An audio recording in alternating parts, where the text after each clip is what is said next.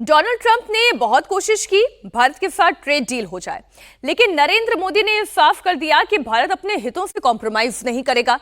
भारत को झुकाने के लिए ट्रंप ने कई सारे पैंतरे आजमाए। वो ये दावा करते रहे कि टैरिफ की धमकी की वजह से ही भारत और पाकिस्तान के बीच में जंग रुकी। हालांकि भारत ने हमेशा ट्रंप की मध्यस्थता को खारिज किया। कल टैरिफ की नोटिफिकेशन से पहले फिर वही राग अलापा। क्या कहा गया वो आपको सुनाते हैं। And I'm talking to a very terrific man, Modi of India. And I say, what's going on with you in Pakistan? Then I'm talking to Pakistan on trade. I said, what's going on with you in India? And the hatred was tremendous. Now, this has been going on for a hell of a long time, like sometimes with different names for hundreds of years. But I said, what's going on? I said, I don't want to make a trade deal. No, we want to make a trade deal. I said, no, I don't want to make a trade deal with you. You're going to have a nuclear war. You guys are going to end up in a nuclear war. And that was very important to them. I said, call me back tomorrow, but we're not going to do any deals with you, or we're going to put tariffs on you that are so high. You were there, Howard, right? Yep. You're going to put tariffs on you that was so high, I don't give a damn. Your head's going to spin. You're not going to end up in a war. Within about 5 hours, it was done. It was done. Now, maybe it starts again. I don't know. I don't think so, but I'll stop it if it does. We can't let these things happen.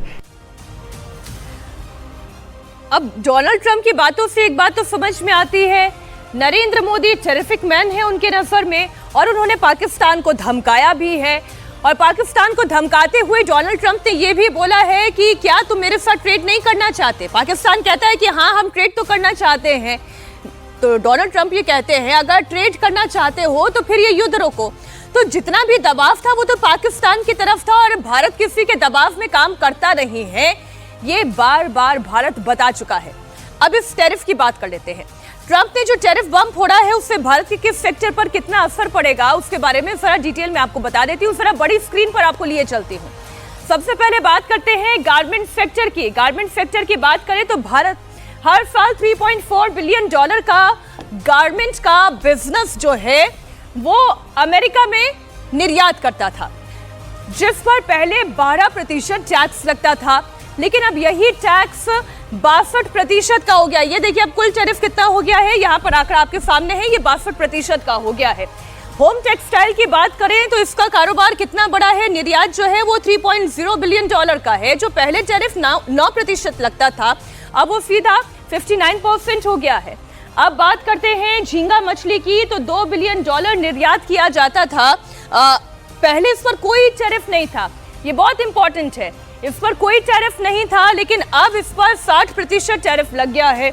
अगर jewellery की बात करें तो इसका जो निर्यात था वो $3.6 बिलियन का था, लेकिन इस पर 5.8% ही टैरिफ लगता था, यानी कि 7 अगस्त के पहले तक की हम आपको बात बता रहे हैं। लेकिन अब जो टोटल 50% का टैरिफ लग गया है, उसके बाद ये 55.8% तक आ गया है। तो अब अमेरिका ये जानता है कि इसका इम्पैक्ट भारतीय बाजार पर पड़ेगा, भारतीय प्रोडक्ट्स पर पड़ेगा। अमेरिका में बिकने वाला भारतीय सामान अब वहां के उपभोक्ताओं के लिए महंगा हो जाएगा, तो हो सकता है उसकी सेल के अंदर कमी आ जाए, जिसका डायरेक्ट इम्पैक्ट भारत की इकोनॉमी पर पड़ेगा। लेकिन उसके बावजूद अमेरिका ये कर रहा है क्योंकि वो भारत पर दबाव बनाना चाहता है। पहले अमेरिका के साथ जो टैरिफ था वो करीबन 10 से 12% था।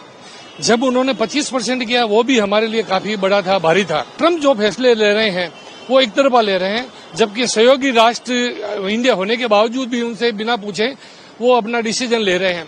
तो हमें लगता है कि अब हमें यूएस की जगह अन्य मार्केट की खोज करनी पड़ेगी हमारे व्यापार को बढ़ावा देने के लिए। वो कई देशों के साथ हमारी सरकार भी फ्री ट्रेड एग्रीमेंट करेगी। हमें यूरोपीय कंट्री है, साउथ अफ्रीका है, एशिया की कंट्री है, उनके साथ हमें व्यापार बढ़ाने पे जोर देना पड़ेगा।